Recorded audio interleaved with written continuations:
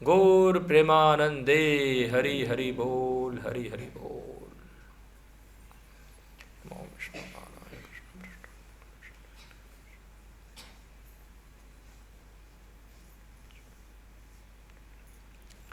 ओम नमो भगवते वासुदेवाय।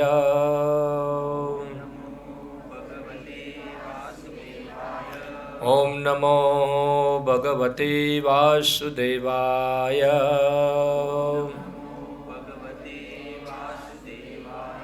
ओम नमो भगवते वासुदेवाय।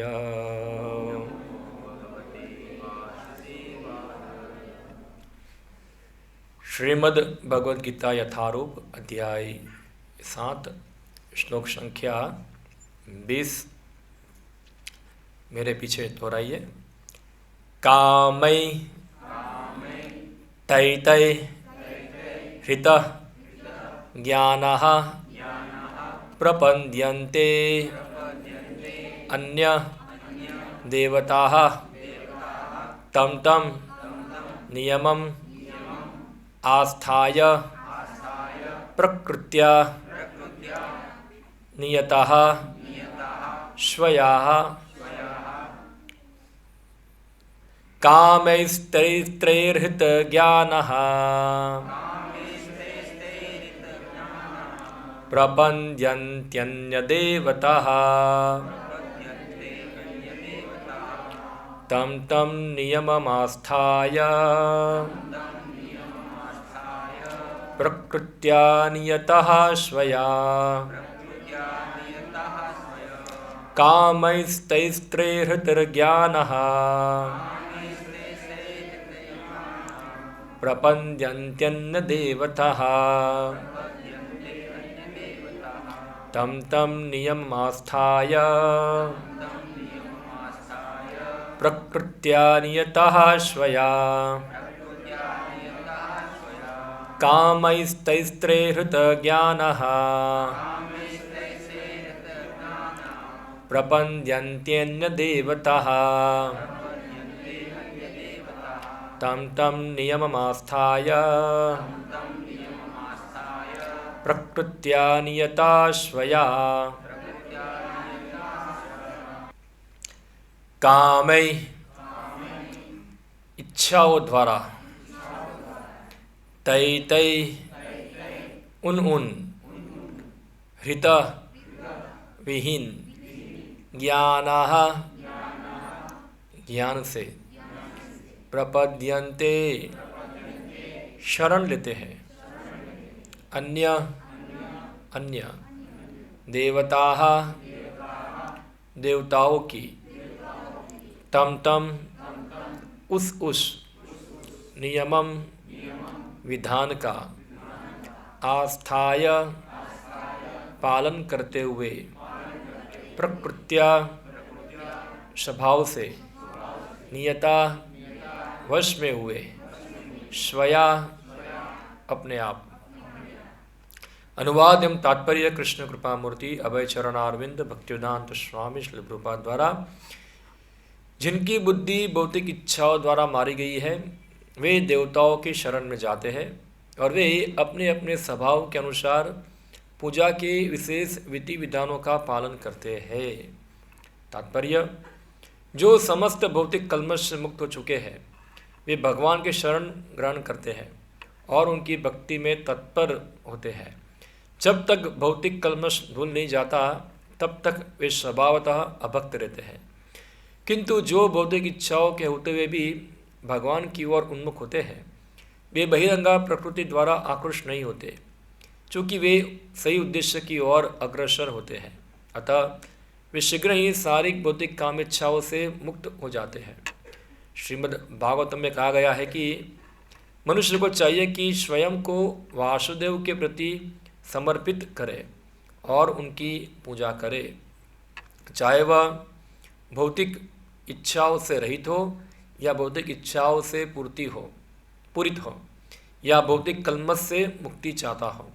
जैसा कि भागवत में 2.3.10 में कहा गया है, अकामः सर्वकामवा मोक्ष काम उदारधि तीव्रेण भक्ति योगेन यजता पुरुषम परम।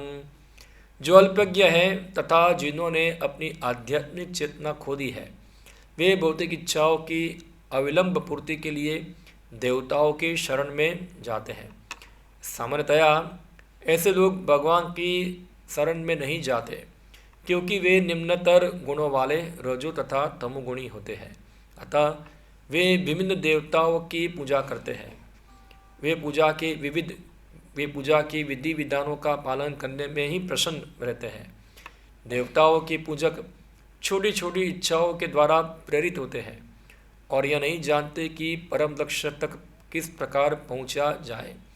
किंतु भगवत भक्त कभी भी पथभ्रष्ट नहीं होता।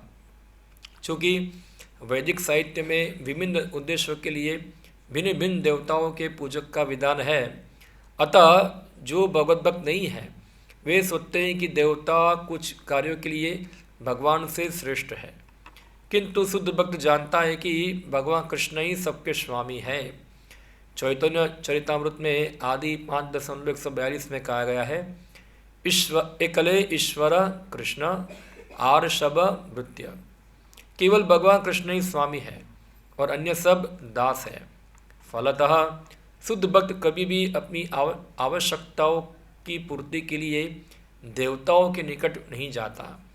वह तो परमेश्वर पर निर्भर रहता है और वे जो कुछ देते हैं उसी से संतुष्ट रहता है। ओम अज्ञानतिमिरन्धस्य ज्ञानञ्जनशलाकया चक्षुरुन्मिलितं येन तस्मै श्रीगुरुवे नमः। श्रीचैतन्यमनोभीष्टं स्थापितं येन भूतले स्वयं रूपः कदा मह्यं ददाति स्वपदान्तिकं।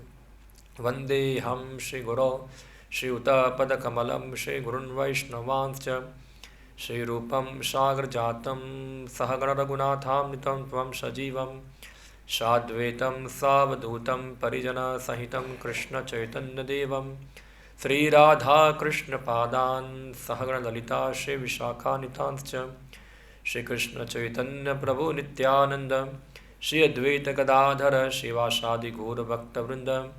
हरे कृष्णा कृष्ण कृष्ण हरे हरे, हरे राम राम राम हरे हरे। हरे कृष्णा।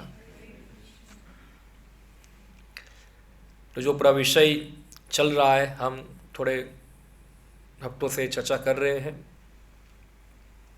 7वां अध्याय। तो ये जो 7वें अध्याय के अंदर हमने देखा, भगवान कृष्ण इससे पहले बताए कि 4 प्रकार के लोग उनके शरण में नहीं आते हैं।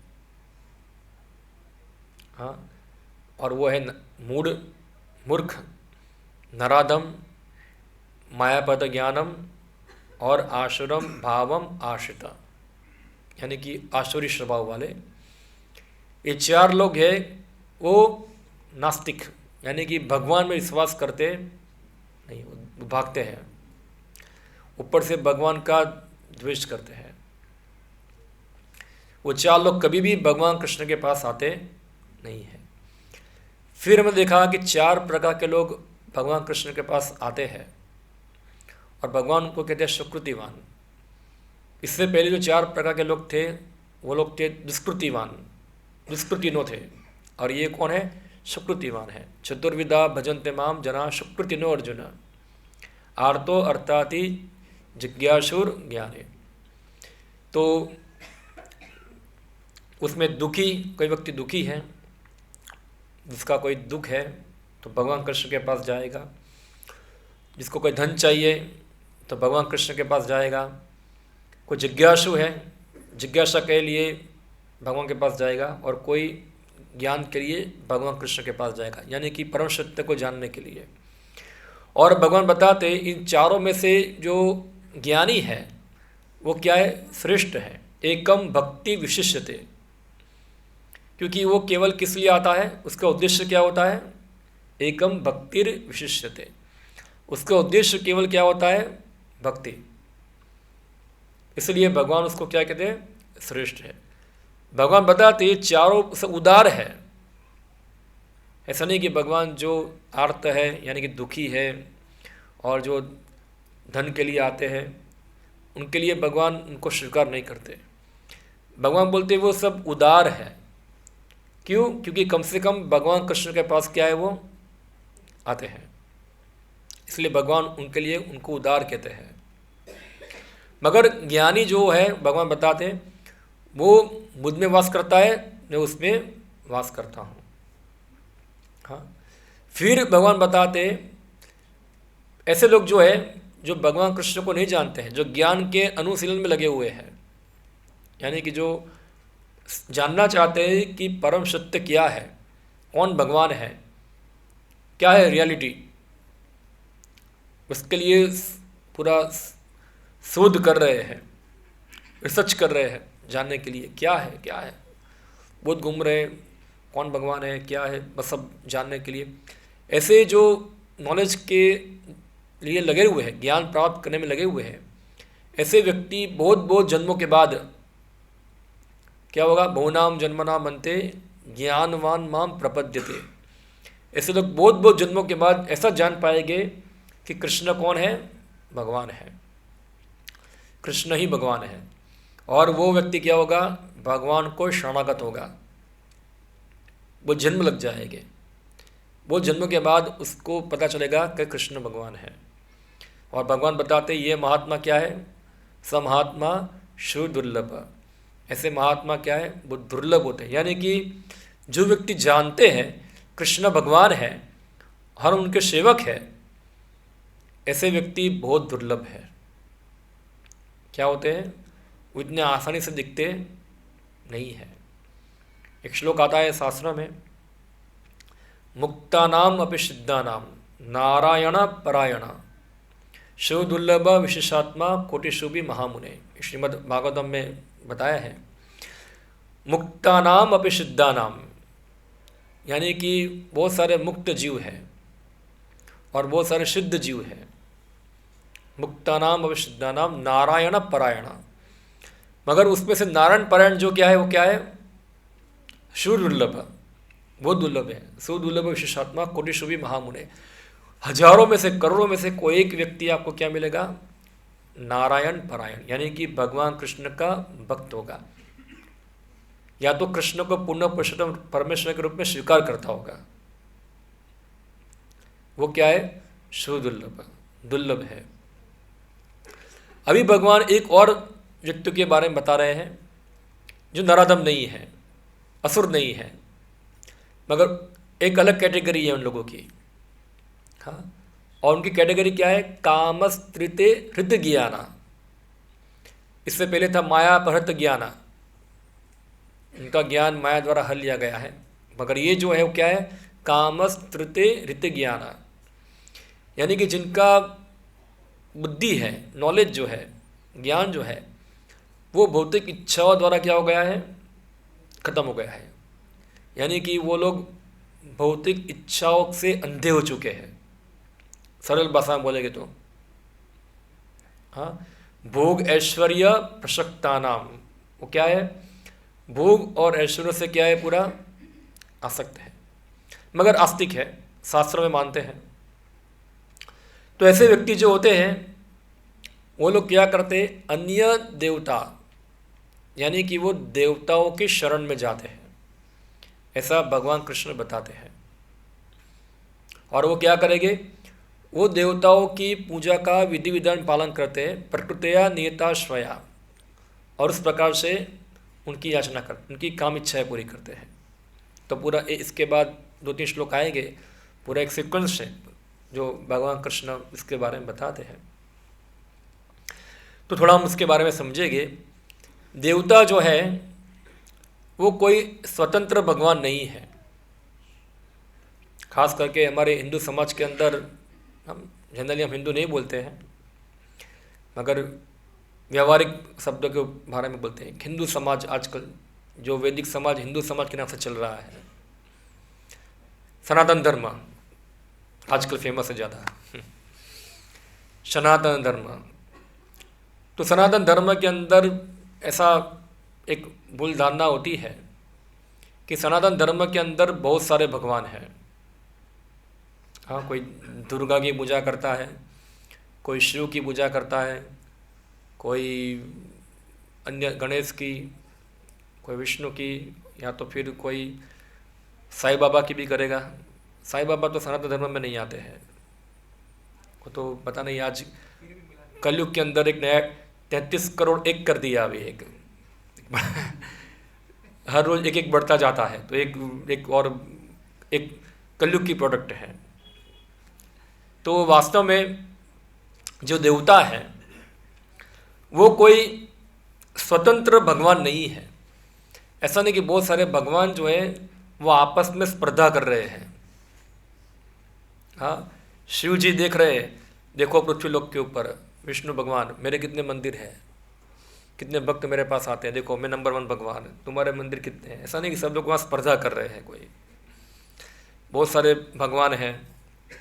जनरली ये ऐसा जो मान्यता है वो उसका जो जड़ है वो ये है कि अल्टीमेटली भगवान जो है कुछ नहीं है, वो एक निराकार है। क्या? एक ज्योति है, वो निराकार है।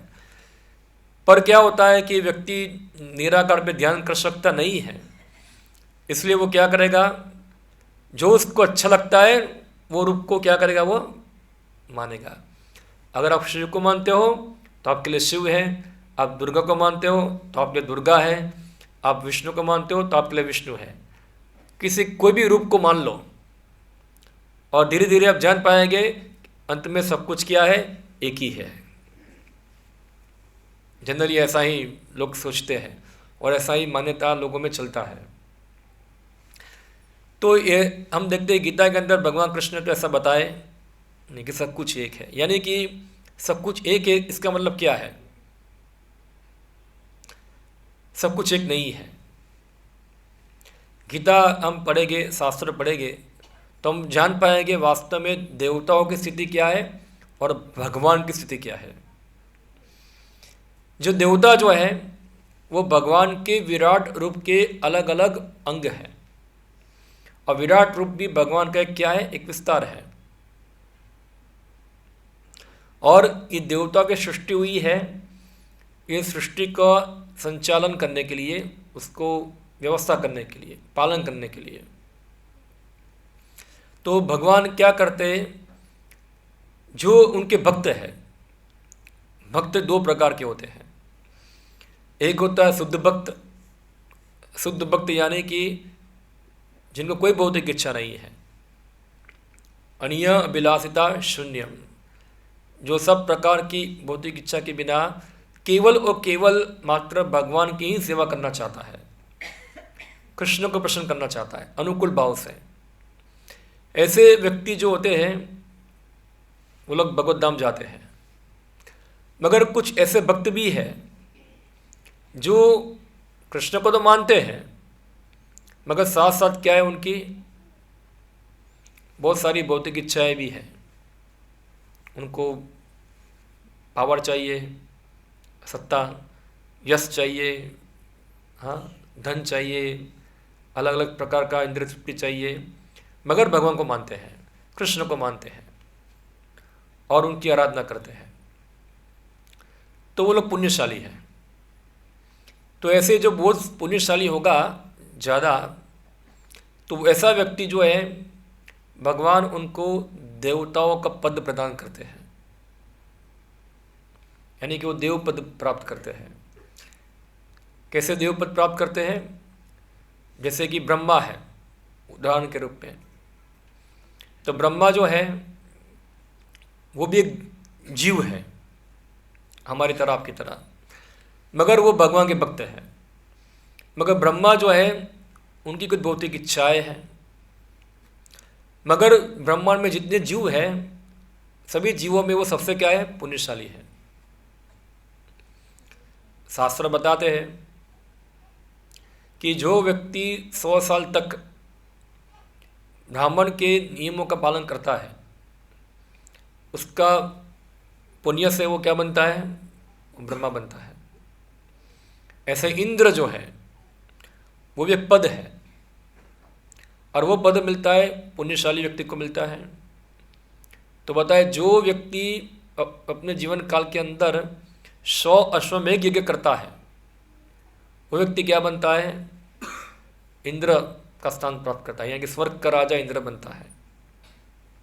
कैसे अलग अलग देवता है जो उनकी अलग अलग पुण्य की स्थिति के अनुसार उनको क्या है, अलग अलग पद प्राप्त होते हैं। पर ये सब भगवान को मानते हैं कि कृष्ण भगवान है। कई कई बार भूल जाते हैं, कुछ कुछ समय ऐसा होता है जिसमें वो लोग थोड़ा भूल जाते हैं।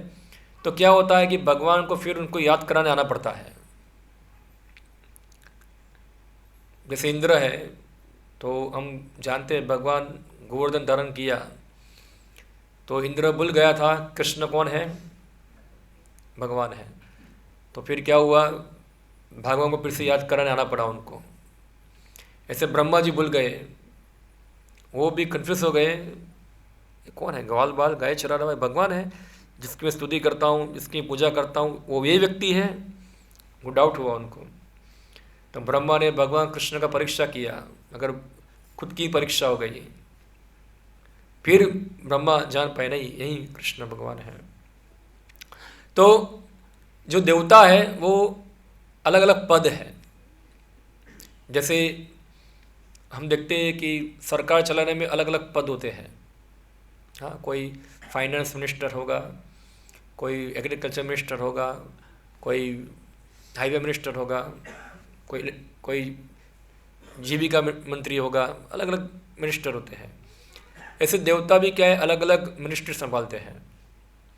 और भगवान ने उनको संसार में जो आवश्यकता है वो पूरी करने के लिए कुछ उनको एक स्थान दिया है, जिससे वो भगवान की सेवा करें, क्योंकि वो कुछ सेवा करना चाहते हैं और साथ साथ उनको कंट्रोल करने की भी इच्छा है। तो उनको कुछ स्थिति का कंट्रोलर बनाते हैं, ठीक है आप ये कंट्रोल करो। तो इंद्र जो है, इंद्र को भगवान ने दिया स्वर्ग का राजा और बारिश का देवता बना दिया। यानी कि बारिश किसके नियंत्रण में होगी, इंद्र के। ब्रह्मा जो है उसको भगवान ने पूरा क्रिएटर बनाया, ब्रह्मांड का पूरा सृजन किया ब्रह्मांड को। हाँ, सबको कुछ बनाने की इच्छा होती है, तो ब्रह्मा को भी कुछ क्रिएट करने की इच्छा है, तो भगवान ने उनको शक्ति दिया, अब जो ब्रह्मांड पूरा बनाओ, क्रिएट करते हैं उनको।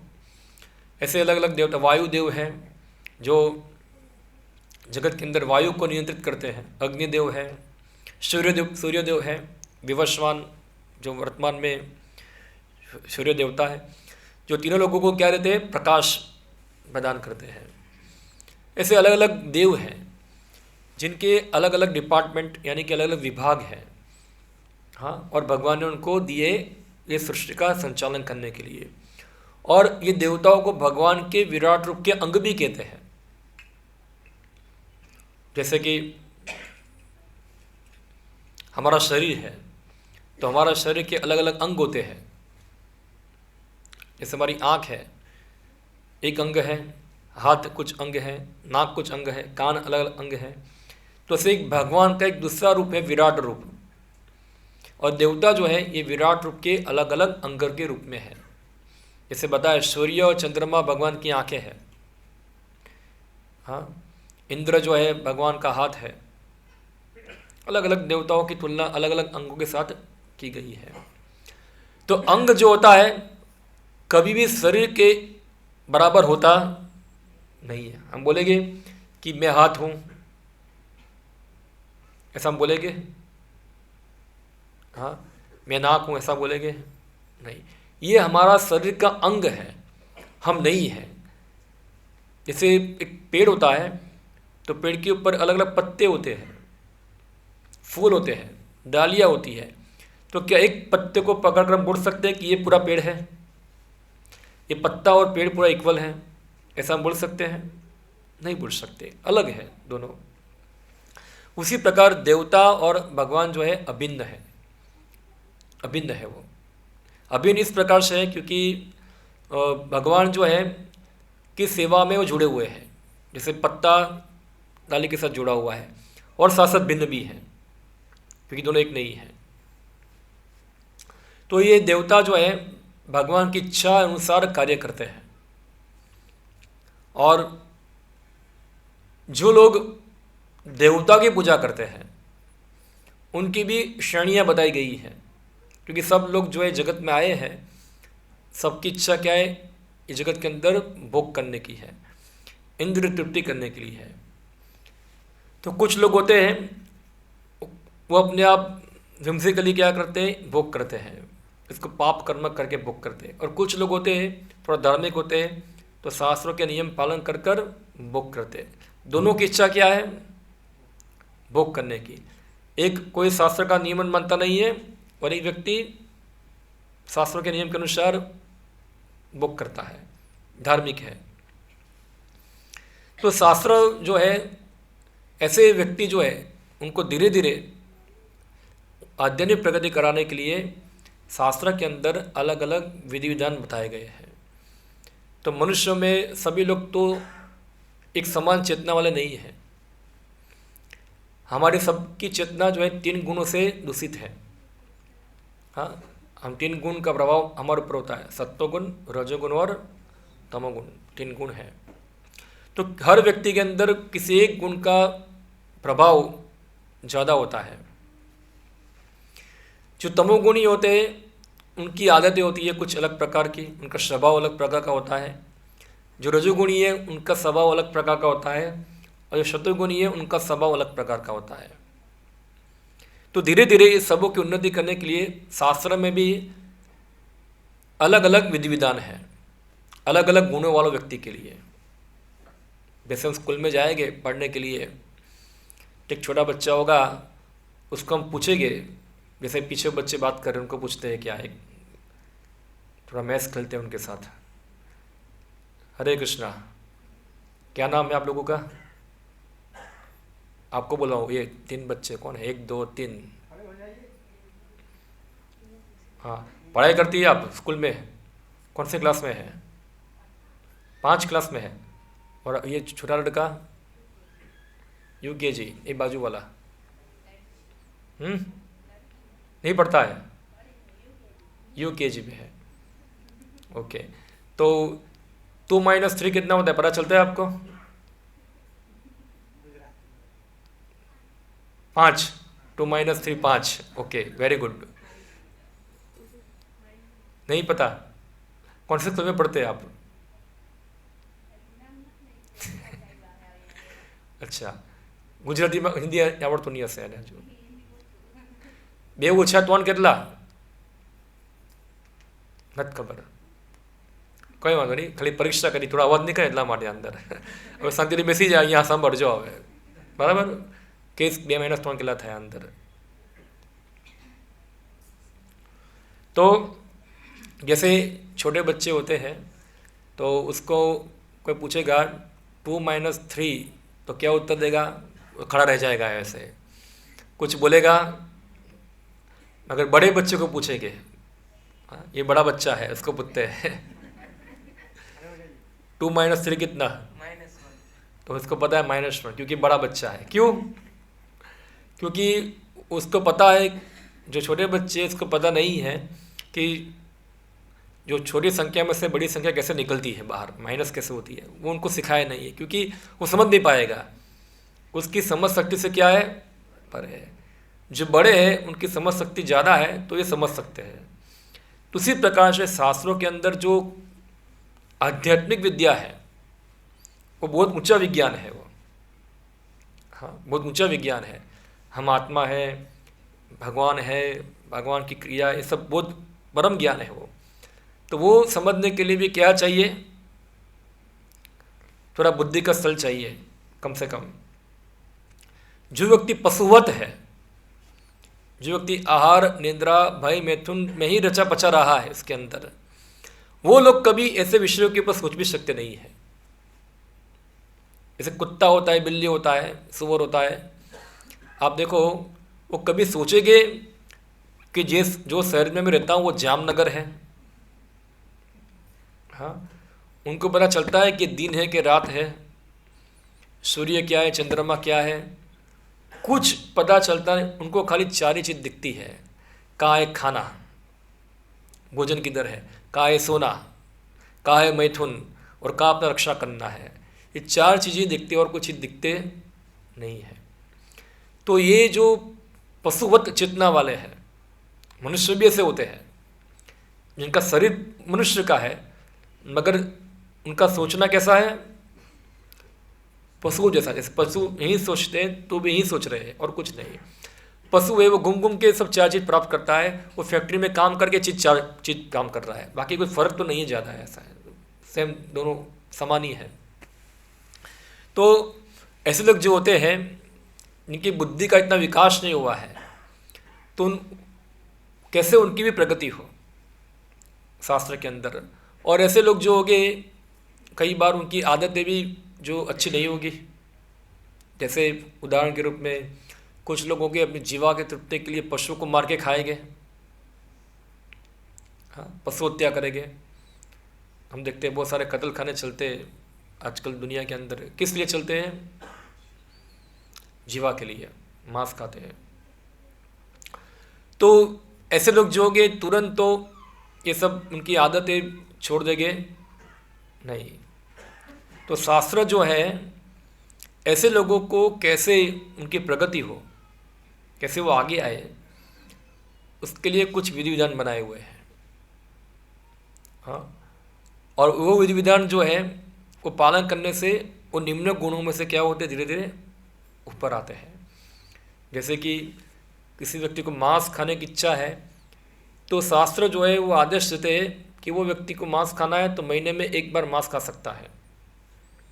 और वो मांस खाने की विधि बनाई है, इसकी विधि है।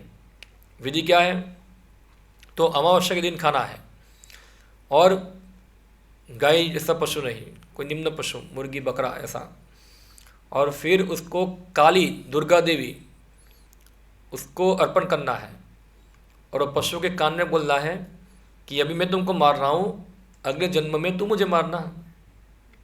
और ऐसा नियम पालन कर कर वो व्यक्ति एक दिन महीने में मांस खा सकता है, अलाउ है उनको ऐसा करने के लिए। तो शास्त्र जो है वो व्यक्ति को क्या मांस खाने के लिए प्रोत्साहन दे रहे हैं?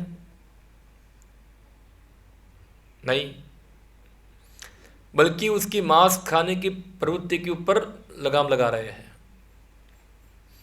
तो ऐसे जो मांस खाने वाले होंगे वो जब शास्त्रों के इस प्रकार के नियमों के संपर्क में आते हैं जिसमें बताए दुर्गा देवी को मांस चढ़ा सकते हैं, ये कर सकते हैं, तो उनका विश्वास जो होता है दुर्गा में बढ़ जाता है।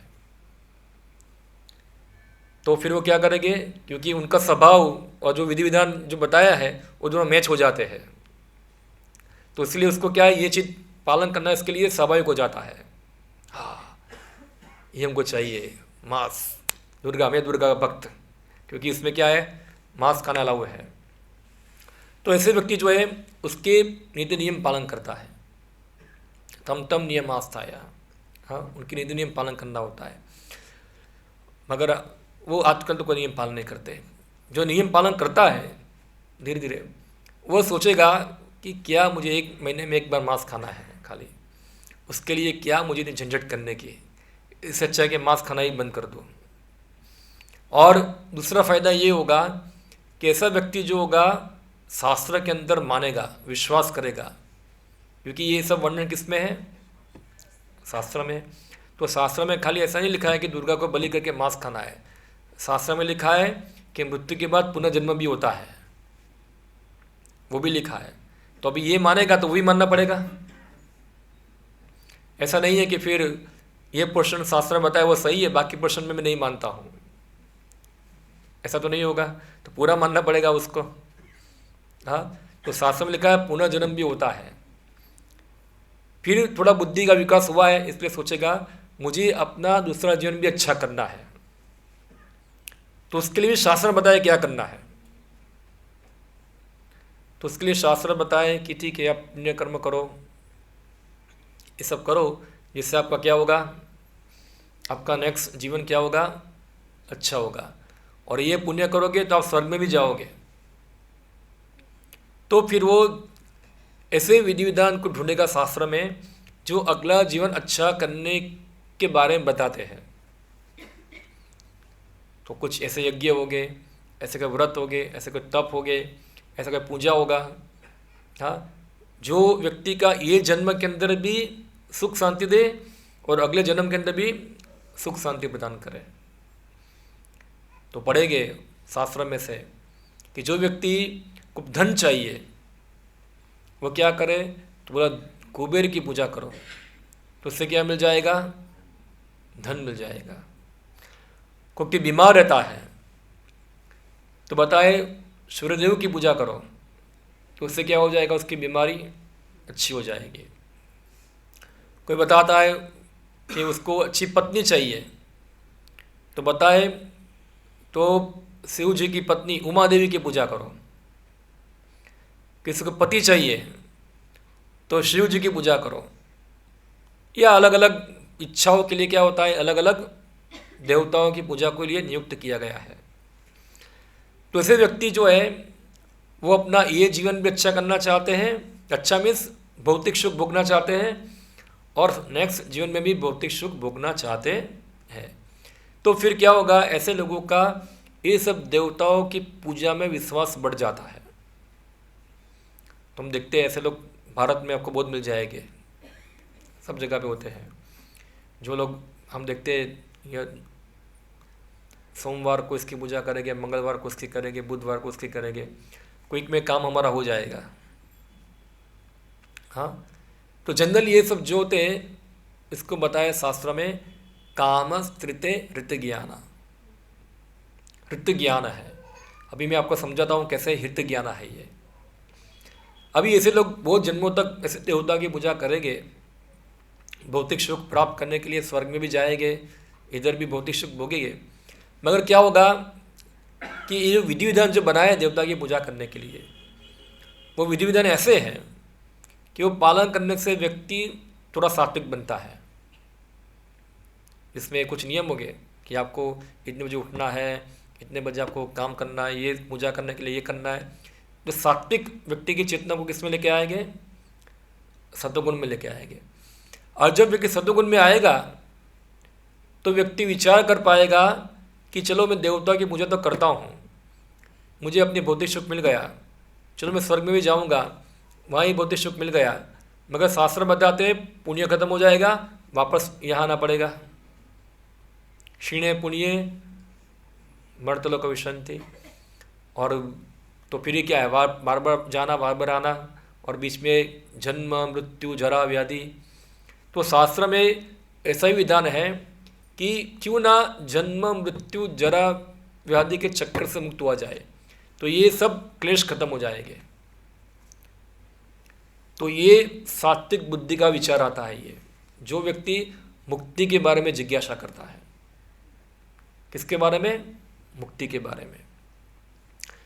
जो रजोगुणी है वो लोग भुक्ति के बारे में विचार करते हैं, भोग विलास कहाँ मिलेगा, जैसे बताया स्वर्ग लोग जाना, ये जाना। जो तमोगुणी है उनकी आदतें खराबी है। तो धीरे धीरे शास्त्र जो है बताते ऐसे देवताओं की पूजा कर करके धीरे धीरे क्या होता है, उनकी सात्विक चेतना होती है। फिर ऐसा सात्विक व्यक्ति बहुनाम जन्मानाम अंते, बहुत जन्मों के बाद वो जान पाएगा कृष्ण भगवान है और हमको उनको शरणागत होना है। वो टाइम लगेगा उसको। तो ये पूरा शास्त्र सबको लेके चलते हैं यहाँ से।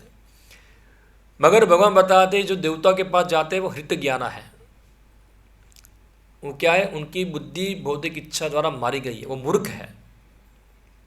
जैसे आपको उदाहरण दूँ मैं, जैसे कोई बूढ़ी औरत है, वो सिर के ऊपर बोझा लेके जा रही थी, ठोकर लगा, नीचे गिर गया, और वो बोली भगवान मदद करो मुझे। भगवान आ गए, बोला क्या चाहिए, बोला ये जो नीचे गिर गया ना वापस मेरे सिर पे रख दो। तो इसको हम क्या कहेंगे, या तो फिर कोई व्यक्ति मुकेश अंबानी के पास जाएगा और बोलेगा मुकेश अंबानी मुझे राख दे दो खाली, बस क्या दे दो, राख चाहिए। तो क्या बुद्धिमत्ता है ये? तो ये हम लोग जो है ये जगत के अंदर भौतिक सुख के लिए थोड़ा थोड़ा चीज मांगने के लिए अलग अलग देवता की आराधना करते हैं। मगर हमको जानना है कि चलो देवता हमको दे भी देंगे, हमारा स्वास्थ्य अच्छा हो जाएगा, पत्नी बच्चे सब हो जाएंगे, मगर ये सब चीज़ जो है हमेशा के लिए कभी टिकने वाली नहीं है, ये अस्थाई है। तो जो लोगों की बुद्धि शुद्ध है वो लोग ये चीज़ समझ सकते हैं, मगर जो लोग अंधे हैं वो लोग देखते नहीं है। मोबाइल थोड़ा साइलेंट कर दीजिए। वो लोग देखते नहीं हैं। जिससे मैं आपको उदाहरण दूँ, लोगों को मृत्यु के बारे में सुनना अच्छा लगता नहीं है। क्या मृत्यु मृत्यु बोलते हैं, शुभ शुभ बोलो ना। मगर एक चीज़ हमको समझना है कि मृत्यु तो सत्य है। हाँ, ये सत्य है कि हम एक दिन मरने वाले हैं। अभी थोड़ा मरने वाले हैं, तो कब मरने वाले, कभी मर जाएंगे। और मर के कहाँ जाएंगे पता नहीं है। लोग बोलते हैं जहाँ जाएंगे वहाँ जाएंगे, अभी क्या करो, भोगो, एंजॉय करो। वो उसकी उनको पड़ी नहीं है। तो ये लोग कैसे हैं, वो लोग ऐसे हैं जैसे दूर एक शेर खड़ा है और सामने क्या है, खरगोश है। शेर को देखता है डर जाता है। वो क्या करेगा, अपनी आंखें बंद कर देगा और क्या सोचता है, शेर चला गया, क्योंकि शेर उसको दिखना बंद हो गया। तो ऐसे लोग जब मृत्यु की बात आती है तो हम क्या करते हैं, इसको भूलने का प्रयास करते हैं। हम याद करने का प्रयास नहीं करते, क्योंकि हम उससे डरते हैं, उससे भागने के प्रयास कर रहे हैं। मगर हम कितना भी आंख बंद कर दे, कितना भी कान बंद करके, वो तो है, जो है ही, वो तो अपना काम करेगा वहाँ उधर।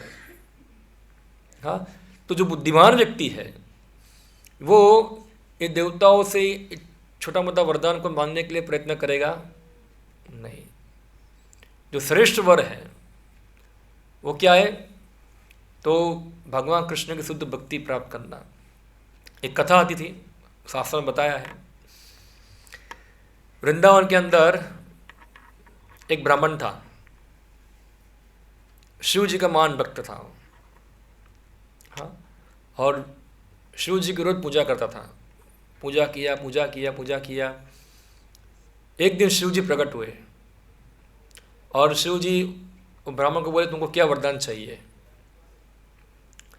तो ब्राह्मण बोला, दुनिया की सबसे कीमती चीज़ मुझे चाहिए, क्या है वो मुझे दो आप।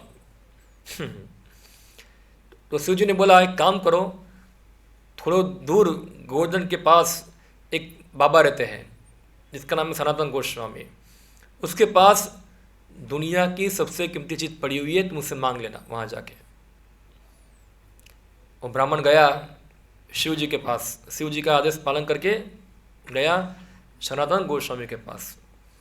और फिर वहाँ जाके बोला, मुझे शिव जी ने भेजा है। शिव जी बताए, आपके पास कोई कीमती चीज़ पड़ी हुई है तो आप मुझे दे दीजिए।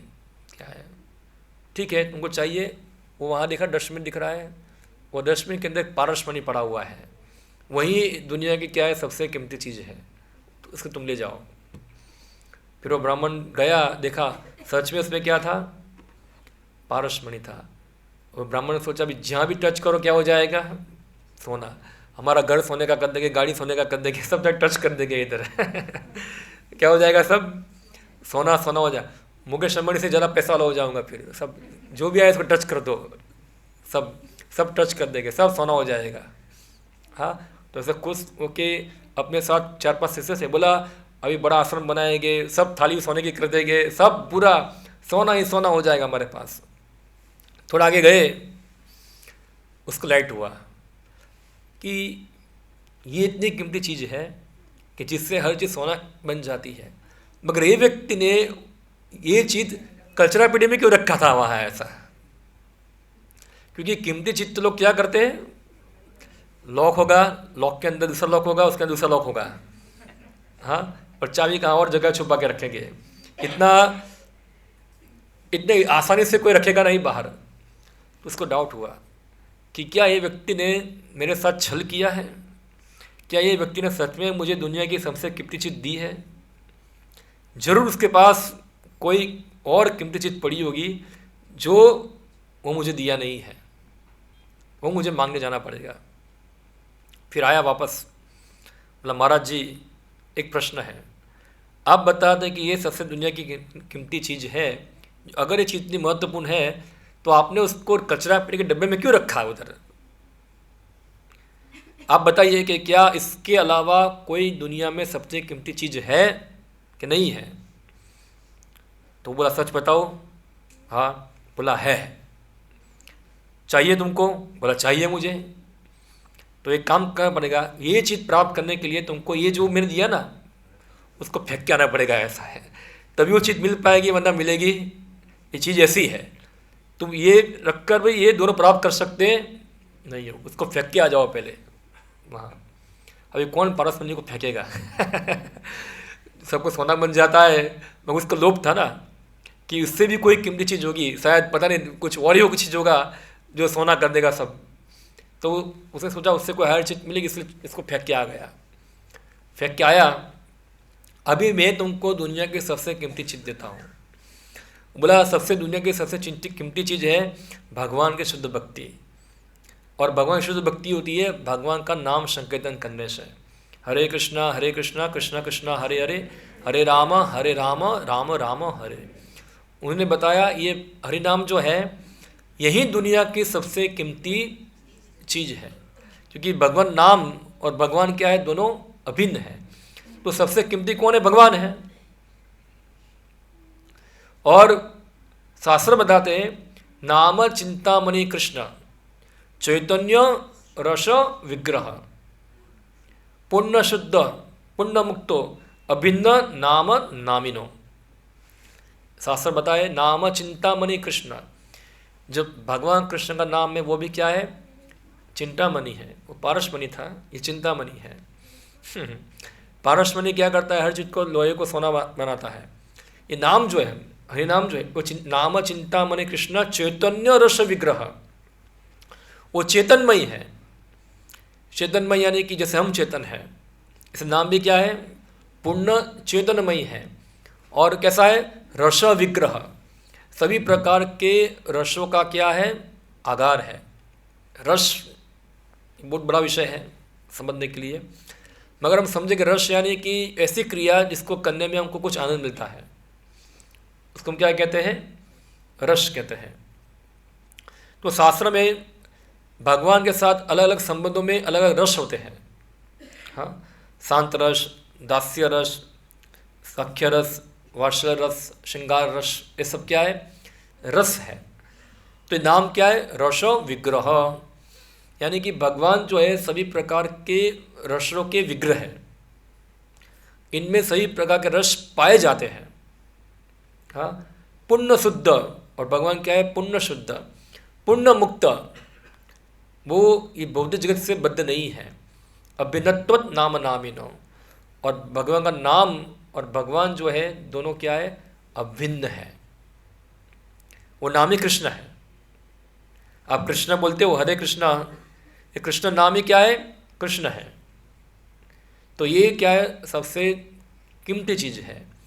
तो जो लोग कामस्तृते हृदय ज्ञाना है, वो इसकी जो महत्व है उसको समझ सकता नहीं है कि हरे कृष्ण मंत्र का जप करना, जो व्यक्ति हरे कृष्ण मंत्र का जप करता है, उसकी सेवा करता है, वो व्यक्ति दुनिया में सबसे ज़्यादा भाग्यशाली व्यक्ति है, वो ज़्यादा फॉर्चून पर्सन है। मगर कोई सोचता है हरे कृष्ण मंत्र जप करना क्या है, उससे अच्छा तो क्या है कुछ मैं भौतिक वरदान प्राप्त करूँ देवताओं के पास जाकर। तो यानी कि वो व्यक्ति क्या है? कामस्तुते हृत ज्ञाना, उनकी बुद्धि जो है वो भौतिक कामना द्वारा मारी चुकी है।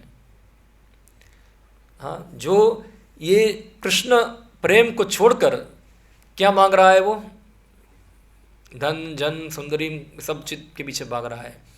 जो चीज़ उसको एक दिन छोड़ देनी है, जो चीज़ उसके साथ हमेशा रहने वाली नहीं है, और वो चीज़ उसको दुखी देने वाली है। हाँ, वो लगता है सुख, मगर दुख का ही कारण बनता है। ये भौतिक जीवन है, वो दुख का कारण ही है। भौतिक सुख क्या है? दुखों में थोड़ी कमी, और कुछ नहीं है। वो हम मायावश सोचते हैं कि हम क्या है? सुखी है, मगर क्या है? दुखों में थोड़ी कमी। तो देवताओं की आराधना करके, उससे विशेष वर प्राप्त करके हम कुछ समय के लिए हमारे दुखों को दूर कर सकते हैं, यानी कि दुख थोड़ा कम हो सकता है।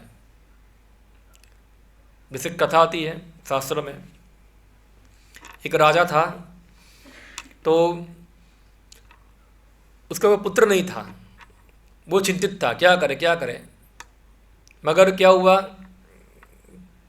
दो कथा है भागवतम में। एक कथा तो मैंने बता दी, एक कथा और दूसरा नया कथा बताता हूँ क्या है, वो ज़्यादा अच्छा है समझने के लिए। एक कथा था जिसमें महाराज अंग करके एक राजा थे। हाँ, बहुत पुण्यशाली राजा थे। वो देवताओं के लिए ये करते थे, कोई देवता उनका ऑफरिंग स्वीकार करता नहीं था। तो ब्राह्मण ने पूछा क्यों ऐसा हो रहा है। तो ब्राह्मण बोले हम सब कुछ तो बराबर कर रहे हैं, परफेक्ट कर रहे हैं। फिर पूछा कि क्या कारण है, तो कारण पता चला कि राजा को कोई पुत्र नहीं है, इसलिए देवता को ग्रहण कर रहे नहीं है। तो राजा ने बोला क्या करूं मैं। तो सब ब्राह्मण ने बोला एक काम करो, आप यज्ञ करो, ये तो आपको आपकी इच्छा पूरी होगी। तो यज्ञ किया तो एक पुरुष बार आया, उसको कोई खीर दिया खाने के लिए, अपनी पत्नी को खिलाया, उसका पुत्र हुआ। मगर वो पुत्र इतना बदमाश निकला कि राजा को दुखी कर दिया पूरा, एकदम नास्तिक। छोटा था, खेलते खेलते बच्चों को मार देता है वो, हाँ, उसका गला काट देता है चाकू से, और पूरा हत्यारा जैसा ही था पूरा, एकदम बदमाश था। राजा ने कई बार सुधारने के लिए उसको प्रयत्न किया, सुधर जा, उसको पनिशमेंट दिया, मगर सुधरा नहीं। फिर राजा ने विचार किया ऐसा कि इससे अच्छा तो मेरे को पुत्र नहीं होता है, हाँ, कि मैं इतना दुखी हूँ, मैं इसके कारण इतना दुखी हुआ, इतना कष्ट भोगा इसके कारण, तो अच्छा पुत्र है जो काम का है, बुरा पुत्र तो बेकार है पूरा। ऐसे विचार कर फिर उन्होंने सोचा अच्छा है भगवान मुझे ऐसा ही पुत्र दिया, ऐसा है। तो वो खुद बोलते हैं ऐसा क्यों, क्योंकि इससे कंटाड़ कर मैं ये भौतिक आसक्ति से छूटूँ यहाँ से, हाँ, मैं से छूटूँ। तो ये पुत्र मेरा मित्र नहीं, मेरा शत्रु नहीं, मेरा मित्र बन के आया है यहाँ, मुझे ये जगत में क्या करने के लिए, अनासक्त कराने के लिए, जिससे मेरी आसक्ति टूटे यहाँ से। तो राजा ने क्या किया, फिर अंधेरे में सब अपना राज्य छोड़ के चले गए, छोड़कर। क्यों, इसको डिटैच कर दिया वहाँ से। तो राजा ने उसको पॉजिटिव ले लिया। तो हम देखते हैं कि जो भी भौतिक इच्छा पूरी करने के लिए हम देवता की आराधना करेंगे, और हो सकता है कि देवताओं हमारी इच्छा पूरी कर भी दे, मगर वो इच्छा हमारे लिए दुख का कारण बनेगी। कोई भौतिक इच्छा है, और ये भौतिक इच्छा जो है कभी पूरी होने वाली नहीं। आप एक इच्छा पूरी करो, दूसरी इच्छा तुरंत प्रकट हो जाएगी।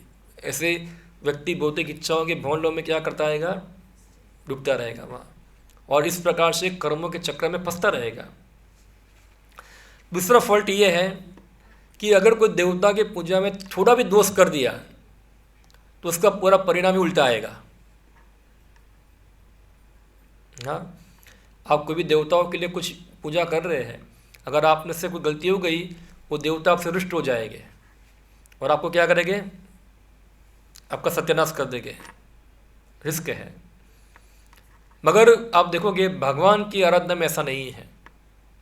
अगर भगवान की आराधना में कोई दोष भी हो जाता है तो भी भगवान उसको क्षमा कर देते हैं।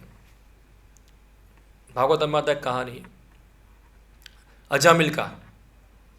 पहले ब्राह्मण भक्त था बच्चा, मगर कोई कारणसर क्या हो गया, वो गिर गया, पापी बन गया।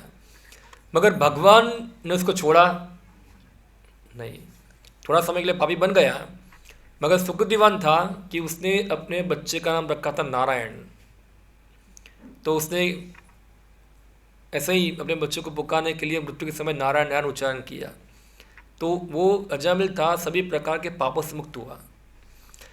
कोई देवता आपको पापों से मुक्त कर सकते नहीं है,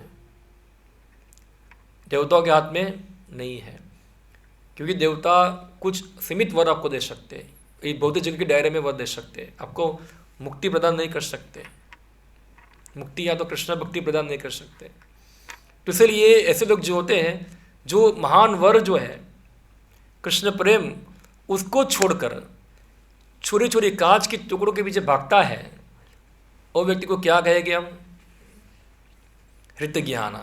वो क्या कहेंगे उसको, उसकी भौतिक बुद्धि जो है पूरी काम वासना द्वारा मारी चुकी है, इसलिए उसको इससे ऊपर कुछ देख पाता ही नहीं है क्या है।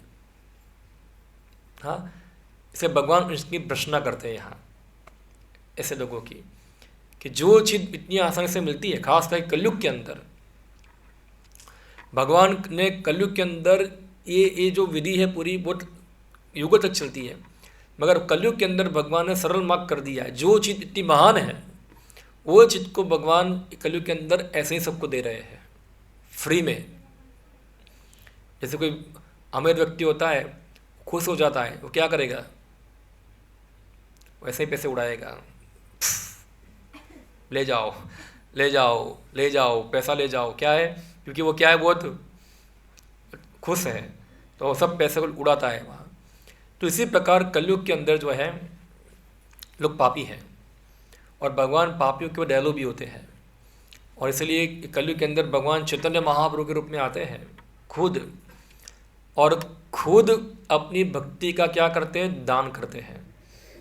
इसलिए चैतन्य महाप्रभु को बताते हैं नमो महावदन्याय, जो महान वरदान देने वाले, कृष्ण प्रेम प्रदायते ब्रह्माते दुर्लभ प्रेम कौरी बारे दान। जो ब्रह्मा के लिए दुर्लभ है, जो बड़े बड़े देवता जो है कृष्ण प्रेम तो वो दूर की बात है, खाली कृष्ण की झलक प्राप्त करने के लिए कितने युगों तक राह देखते हैं,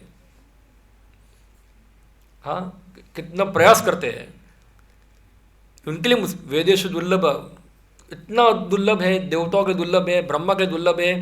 ऐसा वर जो है वो भगवान कलयुग के अंदर व्यक्तियों को फ्री में दे रहे हैं। यहाँ ले जाओ, सोचो, जैसे कि कोई व्यक्ति यहाँ कोई रास्ते में भिखारी होगा, कोई घूमता होगा, और मुकेश अंबानी बोलेंगे कल से तो रिलायंस का मालिक, या तो मेरे 4 पुत्र है, चौथा तू मेरा 3 तो है, तू चौथा है, ऐसा है। क्या सोचेंगे उसका सीई, इसका सीईओ के नीचे कौन होता है, एमडी। एमडी बोला मैं था, ये सब था, इसको लेना चाहिए, इसको क्यों ले लिया भिखारी को। हम लोग थे ना इधर, कितने सालों से काम करते हैं, हमको एड बुक कर लेते, इतने सारे लोगों भिखारी को क्यों ले दिया। तो ऐसे ही हम लोग भिखारी हैं, और ये भगवान है, ये देवताओं कितने सालों से भगवान की सेवा कर रहे हैं, उनका मैनेजमेंट कर रहे हैं पूरा, और भगवान इनको सीधा बाईपास कर कर, यानी बाईपास यानी कि ये देवता भी आश्चर्य हो गए कि इनका कोई पुण्य नहीं है, कुछ नहीं है, उनको कृष्ण प्रेम मिल रहा है यहाँ, और हम लोग देवता बन के यहाँ फंस गए हैं इधर। हाँ, तो ये देवता लोग भी प्रार्थना करते हैं भगवान कृष्ण की शुद्ध भक्ति प्राप्त करने के लिए, जो कलयुग के अंदर ऐसे ही मिल रही है, जो बाकी युगों के अंदर बहुत, यानी कि बहुत रेयरली किसी को प्राप्त होती थी। हाँ, जो आज फ्री में रोड के ऊपर बांटी जा रही है कृष्ण प्रेम। ये हरे कृष्ण मंत्र जो है वो क्या है, कृष्ण से भिन्न है, और ये कृष्ण प्रेम की अभिव्यक्ति है, तो ऐसे ही सबको मिल रही है। मगर क्या होता है, फ्री में जो मिलता है इसकी कीमत होती नहीं है। जो चीज़ के लिए मेहनत करना पड़ता है ना, वो चीज़ की थोड़ा हमको कीमत होती है। पर हम लोग ऐसे हैं कि हमारे पास थोड़ी भी कीमत चुकाने की शक्ति नहीं है, ना तो हमको इंटरेस्ट है, ना तो हम उसको कीमत देने के लिए योग्य है। मगर भगवान इतने दयालु है, जबरदस्ती वो चीज़ हमको दे रहे हैं, ले वो, इसको कहते हैं कृपा। एक बार श्रील प्रभुपाद को पूछा गया कि अहेतु की कृपा का मतलब क्या है, अहेतु की कृपा का मतलब क्या है। तो प्रभुपाद जी बताते, जब कोई व्यक्ति आपको कुछ दे रहा है, आप लेना चाहते नहीं है, फिर भी वो जबरदस्ती आपको हाथ खींचकर आपको दे रहा है, वो क्या है, अहेतु की कृपा उसको कहते हैं। आपकी लेने की इच्छा नहीं है, मुझे आपको देना है, चलो कुछ गुलाब जामुन देना है, मैं ऐसा बोला गुलाब जामुन ले लो, मैं क्या करूँगा, आपका हाथ पकड़ूंगा, खींचूंगा, जबरदस्ती लो गुलाब जामुन, ऐसा है। वो क्या है, वो आपकी अहेतु की कृपा से दिया, उधर लो गुलाब जामुन खाओ। तो ये है अहेतु की कृपा। जैसे कोई बच्चा है, बीमार है, वो दवाई लेगा नहीं, उसके माता पिता क्या करें, जबरदस्ती मुंह खोल के दवाई डालेंगे उसके अंदर, तो माँ बाप की क्या है, वो अहेतु की कृपा है ये। तो इसी प्रकार से भगवान की ये अहेतु की कृपा है कि कलयुग के अंदर ये कृष्ण भक्ति, कृष्ण प्रेम जो है वो हमको ऐसे ही बांटते हैं। और ये कृष्ण भक्ति, कृष्ण प्रेम प्राप्त करने के लिए कीमत क्या है, कीमत क्या है उसकी। एक कीर्तन है हमारा इस्कॉन के अंदर, हाँ, नदिया गोत्रु में नित्यानंद महाजन पाची आचे नाम हट्ट जीवेर कारण। तो नाम हट्ट ये हट शब्द का अर्थ क्या होता है? गुजरात में भी हाट हट क्या बोलते हैं? बंगला में बाजार, गुजराती में क्या बोलते हैं? उसमें भी हाट शब्द आता है, ये गुजरात में भी बाजार कहते हैं, बाजार। तो नित्यानंद प्रभु जो है गोद्रु में नित्यानंद महाजन, महाजन शब्द का होता है व्यापारी, व्यापारी यानी कि महाजन।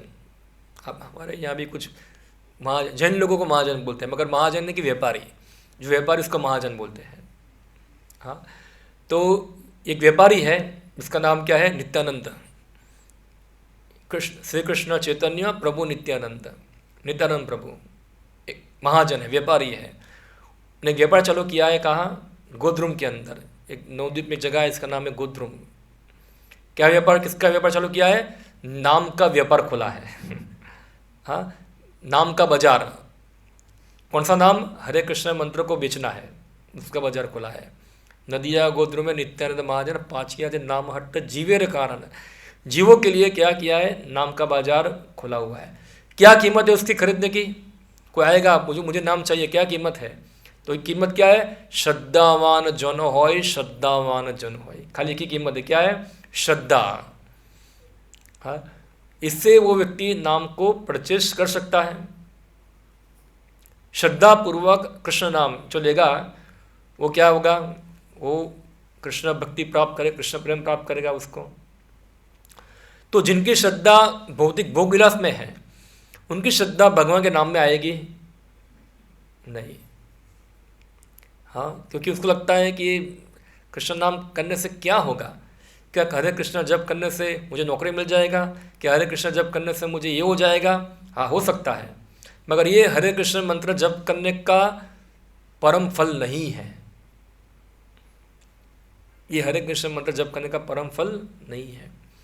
हरे कृष्ण मंत्र जप करने का परम फल है कि आप पागल हो जाओगे, तो नहीं जप करना है। ऐसा चैतन्य महाप्रभु बताए।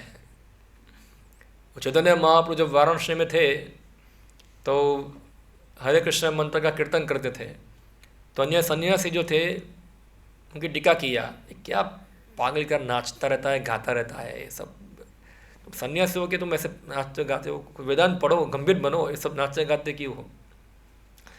चैतन्य महाप्रभु जब उनको मिले तो चैतन्य महाप्रभु को प्रकाशानंद सरस्वती पूछा, तुम क्यों इतने पागल का नाच गा रहे हो? ऐसा है तो क्या ऐसा हो गया तुमको?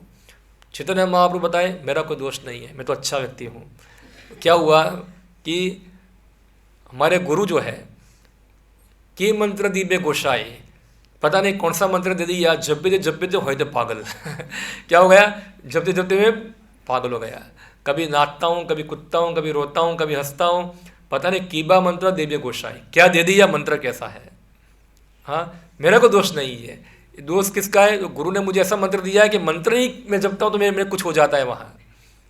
तो ये चैतन्य महाप्रभु बताते हैं कि जो हरे कृष्ण मंत्र का जप का प्रभाव क्या है? व्यक्ति पागल हो जाएगा। पागल हमको नहीं होना है भाई। तो वास्तव में अब देखा जाए तो सब लोग पागल ही हैं। हाँ, सब लोग पागल ही हैं। नूनम प्रमत्त कुरुते विक्रम, दो प्रकार के पागल होते हैं। एक पागल जो है नूनम प्रमत्ता, प्रमत्ता यानी कि पागल, पागल है वो। हाँ, किससे पागल है? तो पैसा के पीछे पागल है, धनम जनम सुंदरिम, ये सब चीज़ के पीछे क्या है? पागल है। तो एक पागलपन ये है। हाँ, रोज आप देखते सब लोग कितना मेहनत करते हैं, किसके लिए? ये सब भौतिक चीज़ प्राप्त करने के लिए। और एक पागल है भगवान के लिए पागल है। तो कौन सा पागल बनना अच्छा है? पैसों के लिए पागल बनना है कि भगवान के लिए पागल बनना है? एक्चुअली भगवान के लिए पागल बनता है वो पागल नहीं है, वो हमारी स्वाभाविक स्थिति है। हाँ, ये प्रेम की अभिव्यक्ति है। मगर हम नहीं बोलते कि हमको पागल बनाएंगे। पागल यानी कि कृष्ण में तन्मय हो जाना, कृष्ण भावनामत होना, कृष्ण ही हमारा एक विषय हो जाए और कुछ नहीं। एक प्रकार का एक उन्माद है ये कृष्ण भक्ति का। तो ये जो है भक्ति का सर्वश्रेष्ठ स्थल है। और ये महान वरदान है, चैतन्य महाप्रभु हमको दे रहे हैं। ऐसे ही तो की मंत्र दिव्य घोषाई, ये मंत्र ऐसा है, जपे जपे ते होते पागल। और शास्त्र बताते हैं जो व्यक्ति भगवान का हरे कृष्ण मंत्र जप करता है और उसको हृदय जो है उसका पिघलता नहीं है, भगवान नाम लेके उसकी आंखों से अश्रु नहीं आते हैं, तो समझना चाहिए वो व्यक्ति का हृदय क्या है, पत्थर का बना हुआ है। पत्थर का बना हुआ है क्या इसके अंदर? हाँ, पत्थर का बना हुआ, यानी कि वो व्यक्ति बहुत कठोर हृदय वाला है ये, क्योंकि हरे कृष्ण मंत्र जो है कठोर हृदय को भी कोमल कर देता है। हाँ, कोमल करता है वो। तो ऐसा नहीं है कि हमको फिर ऐसा बताना है कि मेरा हृदय पत्थर का नहीं है तो हम खाली खाली रोने का ढोंग करेंगे, ऐसा है। ऐसा नहीं, रोने का ढोंग नहीं, ये बहुत ऊंचा स्थल है। हाँ, शुरुआत क्या है कि ये स्वाभाविक है, जो व्यक्ति हरे कृष्ण मंत्र जप करता है वो स्वाभाविक उसको क्या मिलता है, इसके अंदर आनंद मिलता है, स्वाभाविक आनंद मिलता है। कोई नया व्यक्ति भी होगा, उसको भी कीर्तन में क्या होगा, आनंद आता है। तो फिर क्यों रोज नहीं करना है? रोज हरे कृष्ण जप कर सकते हैं, रोज हम भगवान का नाम सेवा कर सकते हैं।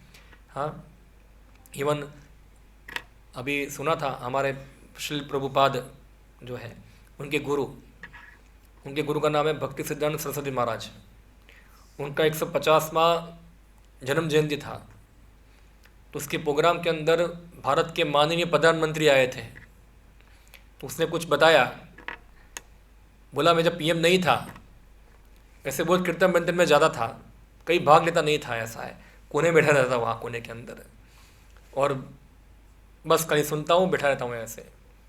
कई बार जाने की इच्छा भी होती थी, मगर क्या होता है, अंदर से कोई शक्ति रोक रही है मुझे, मत जाओ वहाँ, ऐसा है। पर जब ये हरे कृष्ण कीर्तन होता था और मैं जब गया तो क्या हो गया, मुझे बहुत अच्छा लगा उसके अंदर।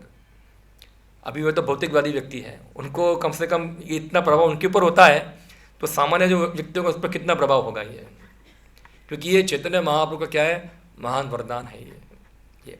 तो आप इसलिए ये देवताओं के पास से कोई भौतिक वर मांगने की आवश्यकता नहीं है, और इससे हमारा हृदय भी शुद्ध होगा नहीं।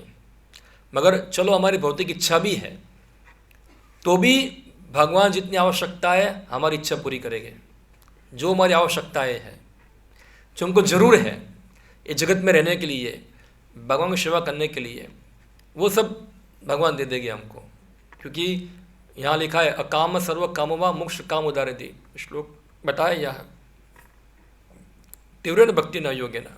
अगर आपको कुछ कामना भी नहीं है, आपको कामना भी है या मोक्ष काम भी है, जो भी हो, आप क्या करो, तीव्र भक्ति करो भगवान की, तो उससे क्या होगा, सब कलमश खत्म हो जाएगा इससे।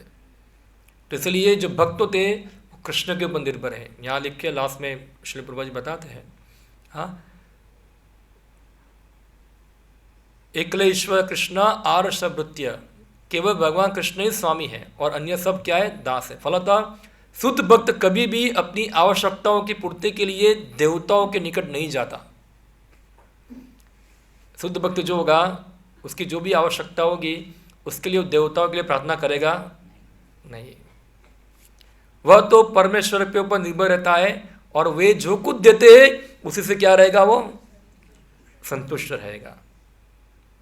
तो ये शुद्ध भक्त का लक्षण है। अन्य देव आश्रय नाई, वो हमेशा कृष्ण के ऊपर क्या है, आश्रित है।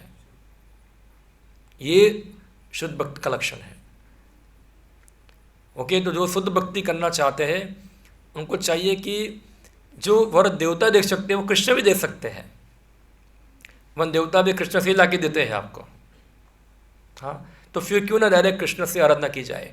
और मांगना तो क्या मांगो, सीधा कृष्ण को ही मांग लो और चीज़ क्या मांगनी है, थोड़ा थोड़ा चीज़ मांगने से क्या फ़ायदा होगा। तो इसलिए हमको शुद्ध भाव से ये हरे कृष्ण मंत्र का जप करना चाहिए। भगवान, ये हरे कृष्ण मंत्र क्या है, भगवान से उनकी सेवा की याचना करना है, भगवान से उनकी शक्ति से उनकी सेवा की याचना करनी होती है, प्रार्थना करनी होती है। हरे कृष्णा कृष्णा कृष्णा हरे हरे, हरे राम राम राम हरे हरे। इसमें हरे जो है भगवान की शक्ति को पुकारना है। हरा उसका नाम है, हरा, हरे को संबोधन करते हरे, हे हरे, इसका अर्थ होता है श्रीमती राधा रानी, राधे ऐसा बोलते हैं ना हम लोग। हरे क्या करो, हमको भगवान कृष्ण की सेवा में लगाओ, हमको ये माया की सेवा से निकाल कर कृष्ण की सेवा में लगाओ। ये एक प्रार्थना है, एक प्रार्थना है। तो जो व्यक्ति इस महामंत्र को जप करता है तो ये प्रार्थना की सिद्धि भी इसको मिलती है। क्या सिद्धि होगी कि धीरे धीरे उसका अटैचमेंट जो है भगवान से बढ़ना चालू हो जाता है, उसको भगवान की सेवा मिलनी चालू हो जाती है और वो सेवा से क्या हो जाएगा, प्रसन्न हो जाएगा। तो ये प्रार्थना है ये। तो हम सब भी ये परम वरदान प्राप्त कर सकते हैं। और भगवान कृष्ण का नाम गुलाम जामुन से मीठा है। क्या है? गुलाम जामुन से मीठा है। गुलाम जामुन एक खाते हैं तो क्या होता है, दूसरा खाने की इच्छा होती है। और गुलाम जामुन कितना खा पाओगे आप? एक खाया, दो खाया, तीन खाया, चार खाया, पांच खाया, बाद में तो पेट बोलेगा अभी नहीं, बहुत होगा। ये जीभ बोलती डालो, मगर पेट क्या बोलेगा, नहीं। पर हरे कृष्ण मंत्र ऐसा नहीं है। आप एक मंत्र बोलोगे, कान में जाएगा, कान बोलेगा दूसरा डालो। आप बोलते रहोगे, कान कभी थकेगा, ये जीवा कभी थकेगी नहीं। शुरुआत में होता है जिन लोगों को पिलिया हुआ है उन लोगों को थकान भी होगी, कान भी दर्द करेंगे। जैसे हम देखते हैं मिश्री जो होती है, जिसको जॉन्डिस हो जाता है, उनको मिश्री खिलाओ तो क्या होता है, उसको मीठा लगता, कड़वा लगता है। तो ऐसे ही जो हरि नाम जो है, जो मीठा है, एकदम स्वीट है, मधुर है, कृष्ण नाम क्या लगता है, बहुत कड़वा लगता है शुरुआत के अंदर। हम जब बोलते हरे कृष्णा अरे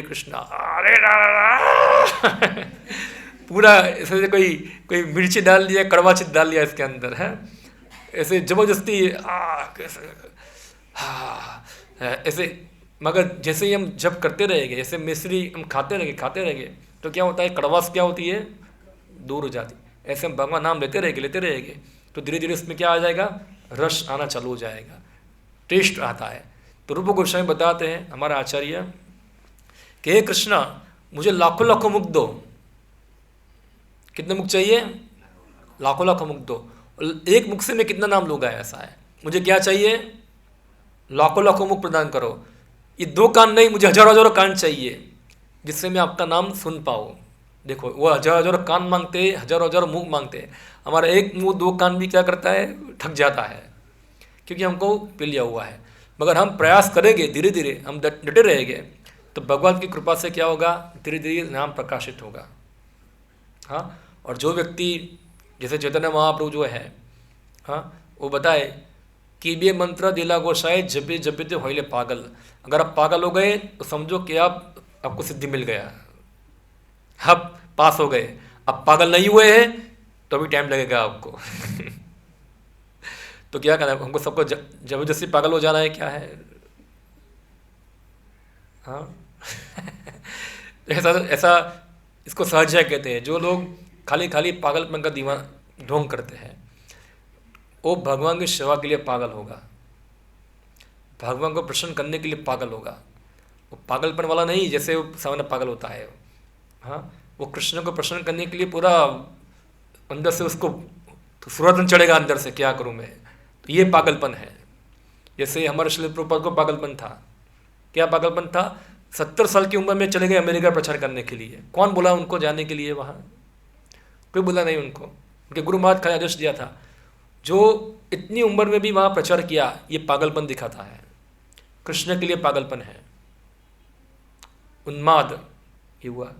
तो ये है भगवान का नाम जप करने का फल, कि व्यक्ति भगवान कृष्ण के लिए पूरा तन्मय हो जाएगा, पूरा पागलपन हो जाएगा इसके लिए।